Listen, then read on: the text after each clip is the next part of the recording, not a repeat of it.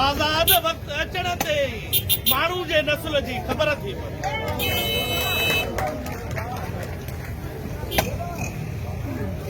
मूंखे चलो के मामले खां पोइ अफ़सोस थियो कुछ दोस्तनि कुछ फर्दनि जे माना हिकिड़ी बौखलाहट जो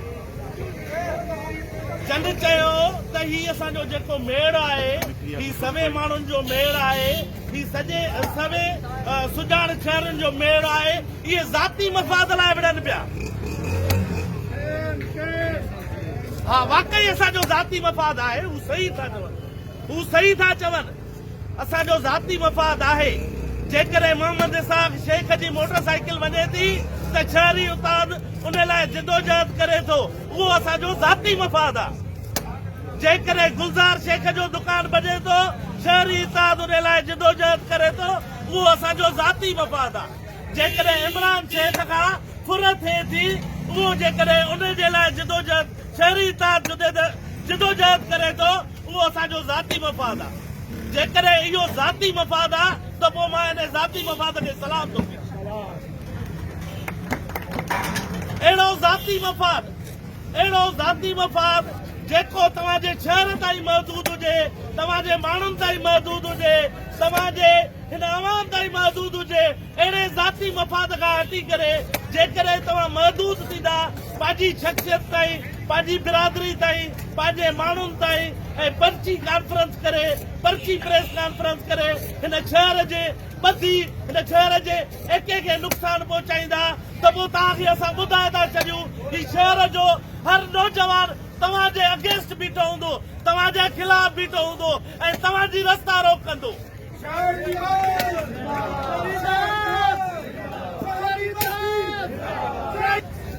ज़ाती मफ़ाद आहिनि बिल्कुलु माण्हुनि जा इहे असांजा ज़ाती मफ़ाद आहिनि इहे असांजी तहरीक जा ज़ाती मफ़ाद आहिनि। को शहरी उस्ताद सिंगार नुनारी जो न आहे माशूक फुलबोटे जो न आहे इब्राहिम चांडे जो न आहे शहरी उस्ताद रुगो गुलज़ार शेख जो न आहे इहो शहरी उस्ताद शहर जो उस्ताद आहे जंहिंमें शहर जूं 47 तंज़ीमूं पंहिंजो किरदार थियूं निभाइनि। तव्हां उन्हनि सभिनी ते जेकॾहिं गंद उछलायो आहे त पोइ तव्हांजी सोच ऐं अकुल ते अफ़सोस ई करे सघिजे थो।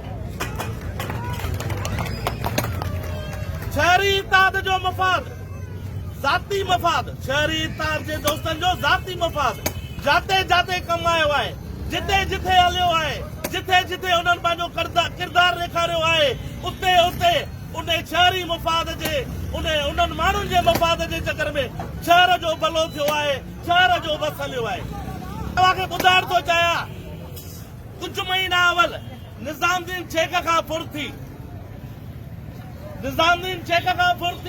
उन इन करे शहरी उस्ताद खे नवाजायो त इन में हिननि जो ज़ाती मफ़ाद आहे ऐं जेकॾहिं हिननि नवाजाई ऐं न कई त उनजो कुझु बि न थियो इन करे हिन शहरी उस्ताद जो ज़ाती मफ़ाद बि दॿिजी वियो उहा असांजी चोरी बि दॿिजी वई।